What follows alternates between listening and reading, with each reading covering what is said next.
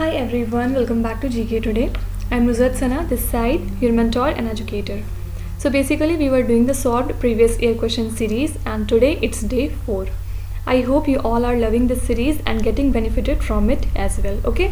देखिए first of all बहुत सारे बच्चे मुझे कमेंट कर रहे थे कि उन्हें और ज़्यादा क्वेश्चंस चाहिए, उन्हें ऐसा लगता है कि इस सीरीज़ में 10 से ज़्यादा क्वेश्चंस होने चाहिए। देखिए कराने को मैं आपको 50 क्वेश्चंस भी करा सकती हूँ, लेकिन क्या फिर इतने कम टाइम में डिटेल्ड एनालिसिस हम कर पाएंगे? जो बच्चे ये सीरीज़ अच्छे से फॉलो कर रहे हैं डे 1 से, उन्हें ये पता होगा कि हम कितने डिटेल में हर एक क्वेश्चन को एनालाइज करते हैं, उसके ऑप्शंस देखते हैं या फिर उसके बारे में जो भी मुझे इंपॉर्टेंट लगता है वो सब मैं आपको डिटेल में बताती हूँ, राइट?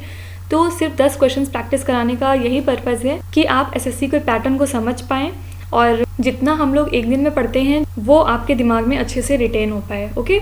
और बाकी ये जो सीरीज़ है ये डेली बेसिस पे रहेगी और डेली अगर आप 10 क्वेश्चंस करते हैं तो definitely it would help you in a very long term, okay? So now without wasting any further time let's get started.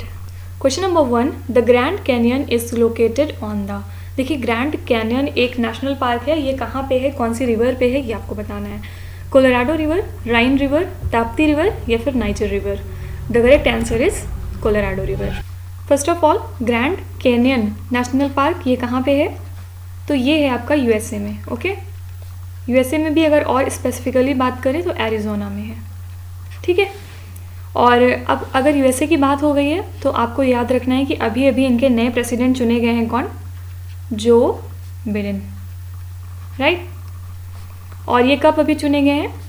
इन्होंने अपना ऑफिस होल्ड किया है from 20th of January 2021, right? तो ये आपके करंट अफेयर्स में ऑब्वियसली आ सकता है, तो प्लीज़ रिमेंबर। और इन्होंने किसको रिप्लेस किया है? डोनाल्ड ट्रंप को, ये सबको ही पता है, कुछ भी नया नहीं है इसमें।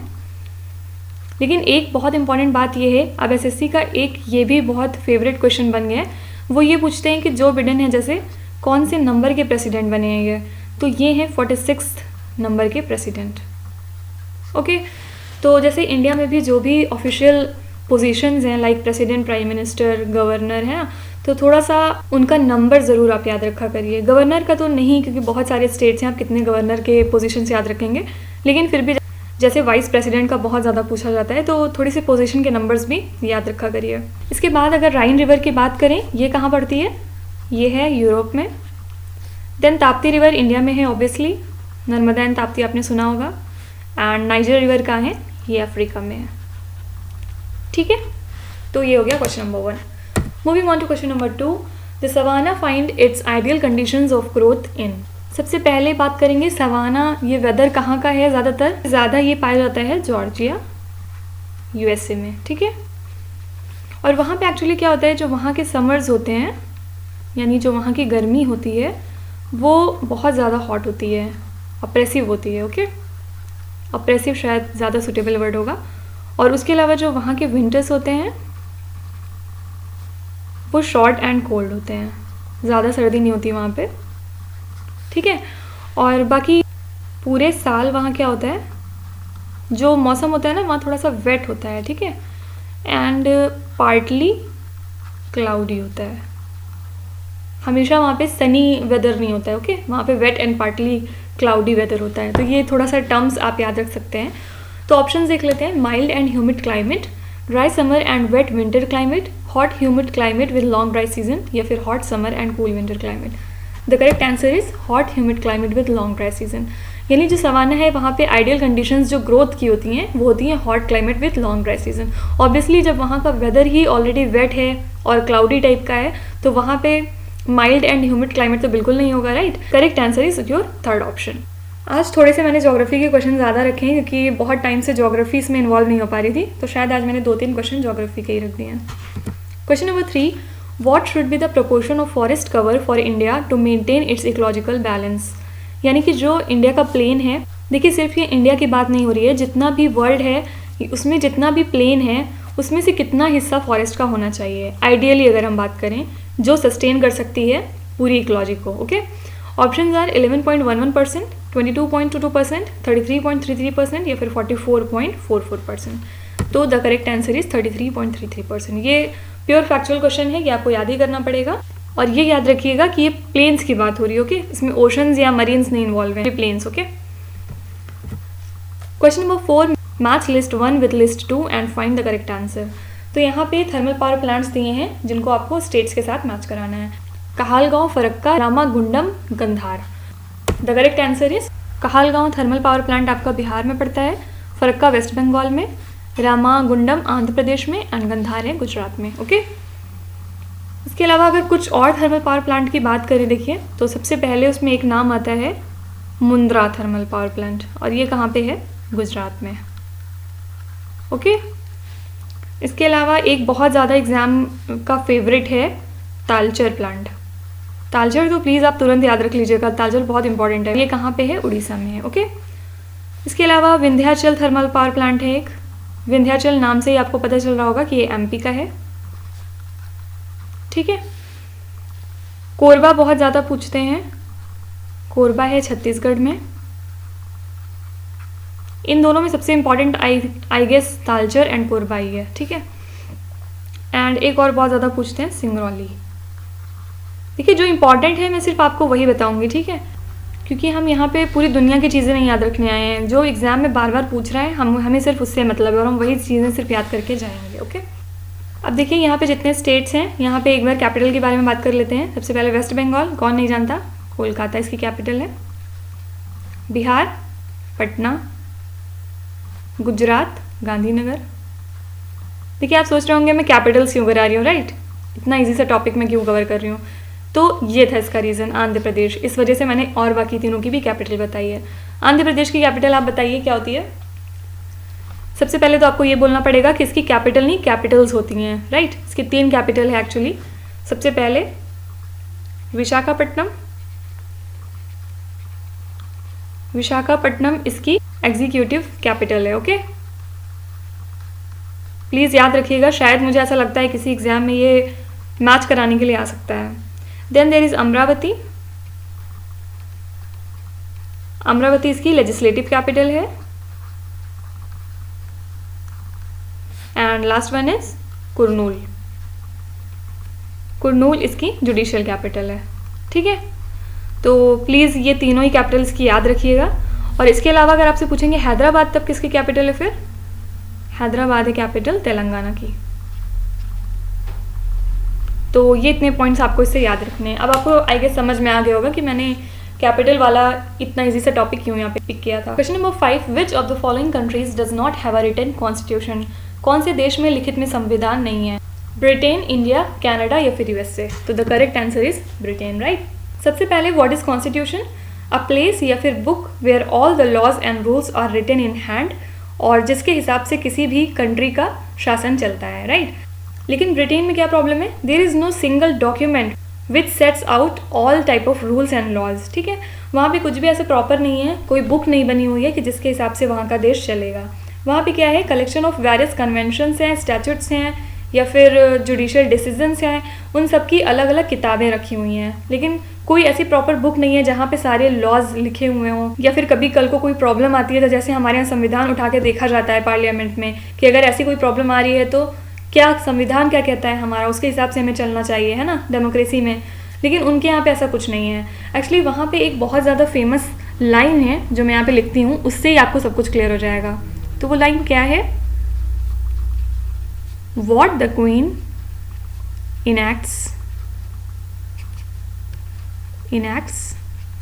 in Parliament, यानी क्वीन पार्लियामेंट में जो जाके इनैक्ट कर देंगी इज लॉ, वही वहाँ का कानून हो जाता है।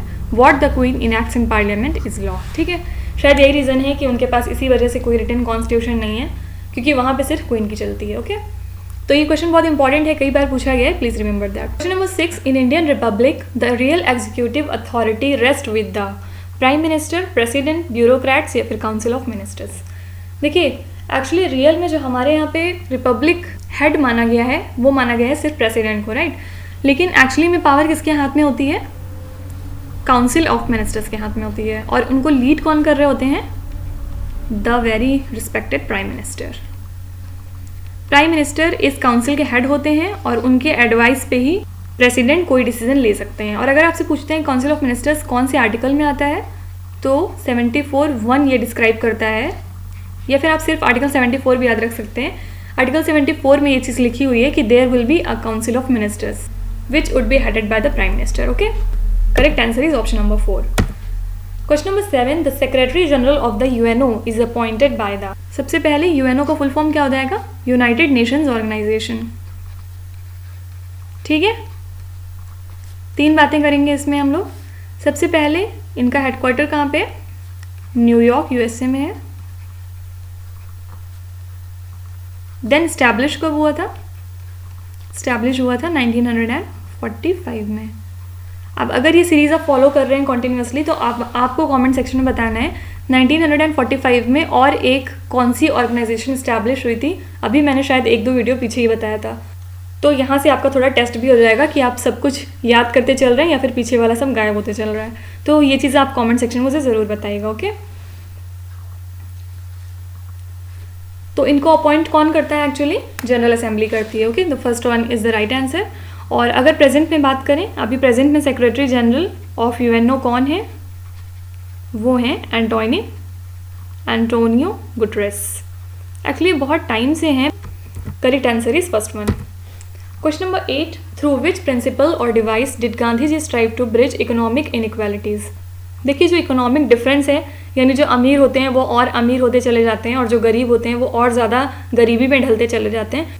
तो ये जो एक गैप बन गया है, इसको कैसे हम बैलेंस कर सकते हैं, इसके लिए गांधी जी ने कौन सी थियोरी का नाम लिया था, कौन सी थियोरी को प्रपोज किया था? एबोलिशन ऑफ मशीनरी, यानी मशीनरी को ख़त्म कर देना चाहिए. Establishment of village industries, trusteeship theory, या फिर none of the above. Correct answer is trusteeship theory. देखिए, ट्रस्टीशिप थियोरी क्या कहती है?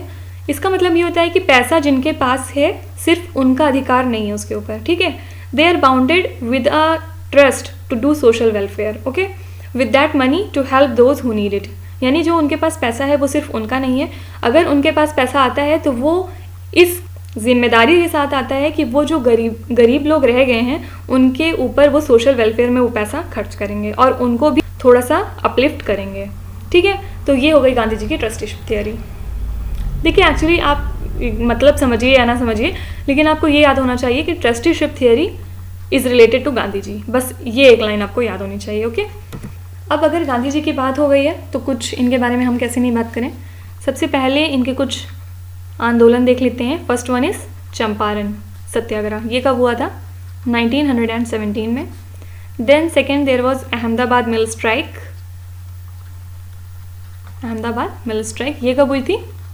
1918 में हुई थी, उसी के 1 साल बाद. ठीक है, और वेरी फेमस नॉन कॉपरेशन, ये कब हुई थी? 1920 में. Then there was salt march यानी सिविल डिसोबीडियंस, कब हुई थी? 1930 में. And the final one quit India,